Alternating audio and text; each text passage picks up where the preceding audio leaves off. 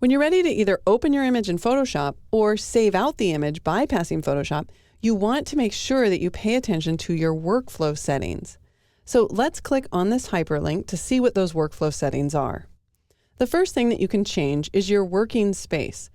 This is a little bit of an oversimplification, but I would recommend that if you're going to go into Photoshop, that you definitely want to set your working space to Adobe RGB. If, for example, you had 100 images that you were going to save for the web, or 100 images you were going to pass to a lab in order to have printed, then you might want to change these workflow options to sRGB. For now, I'll go ahead and leave this at Adobe RGB. If you are going into Photoshop and you're going to make additional changes like layers or masking or adjustment layers, I would highly recommend that you take the image into Photoshop as 16 bits per channel if you've started with a RAW file. Right now, with the exercise file, we're starting with a JPEG file, and JPEG files can only be 8-bit. So it doesn't really make sense for me to bring this into a 16-bit per channel file in Photoshop, unless perhaps I was going to composite it with other images that maybe started off as RAW in a larger bit depth like 16-bit. Now, depending on the file that you're working on, you're going to get different options for size.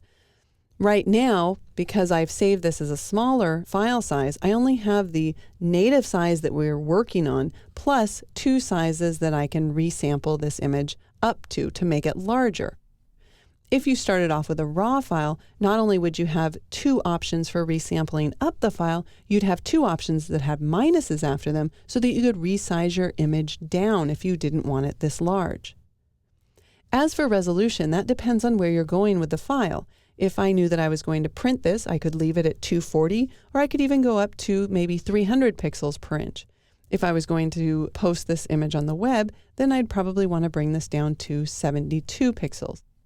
But don't forget, this is just the distribution of the pixels. You've actually determined the total pixel count up above in the size category. The resolution just says how to distribute those pixels, how many pixels to put per inch. We also have options for sharpening. This is considered output sharpening. So if you knew that your images were going to be displayed on screen, you would select that.